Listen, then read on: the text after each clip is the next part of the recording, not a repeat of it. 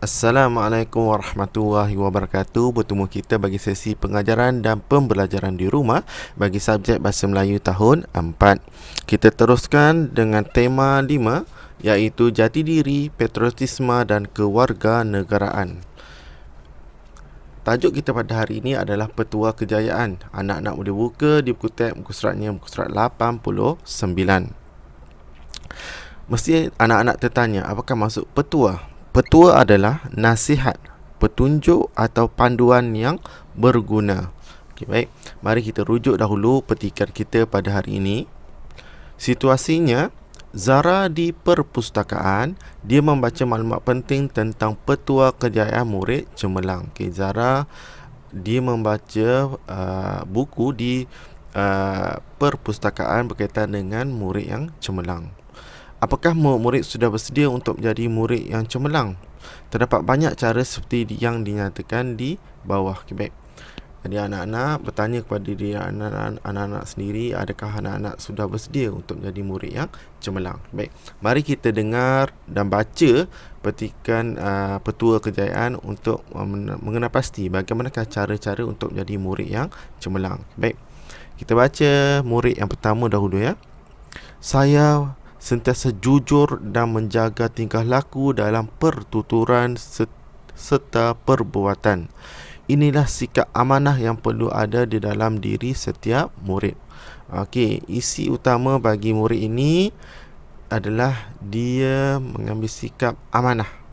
Okey, amanah dengan cara untuk menjaga tingkah lakunya dalam pertuturan serta perbuatannya. Jadi dia jujur. Okey. Itu adalah petua kejayaan pertama, iaitu amanah. Okay, amanah ini dia jujur pada dirinya sendiri. Okay, baik. Yang kedua, mari kita baca murid lelaki yang kedua ini. Wah, petua ini sangat bagus. Saya perlu bijak mengurus diri. Masa serta melakukan aktiviti yang berfaedah. Petua ini dapat menjadikan kita murid yang hebat. Okey, baik. Murid ini menyatakan kalau kita nak menjadi murid yang cemerlang, kita perlulah bijak menguruskan diri kita. Okey, bijak diri kita supaya diri kita dapat melakukan aktiviti-aktiviti yang berfaedah.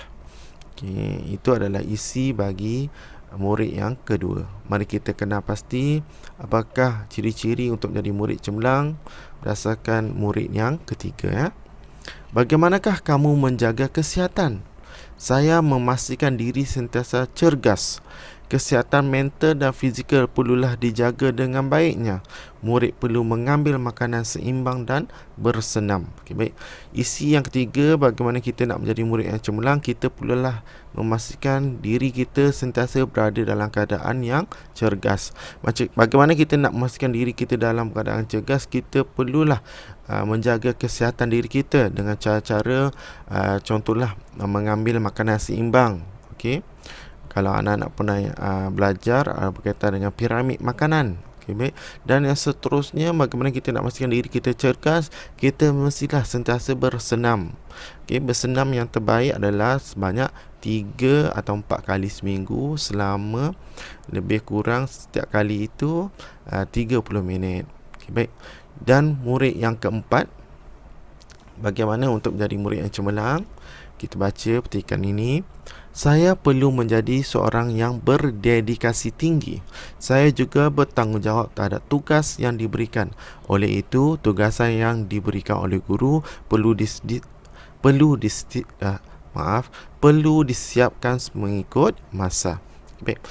Isi yang keempat ini, murid ini berdedikasi tinggi. Okey, berdedikasi tinggi ini maksudnya dia buat sesuatu perkara itu dengan bersungguh-sungguh. Dia buat sesuatu perkara itu dengan sebaik mungkin. Kalau dalam situasi seorang murid berkaitan dengan tugasan, jadi murid itu melakukan tugasan yang diberikan oleh guru dengan sebaik mungkin. Okey, baik. Anak-anak boleh rujuk pada buku surat 89 itu terdapat peta pokok, dan diharap anak-anak dapatlah melengkapkan peta pokok itu sebagai latihan kepada anak-anak pada hari ini ya. Itu sahaja dari cikgu pada hari ini. Assalamualaikum warahmatullahi wabarakatuh.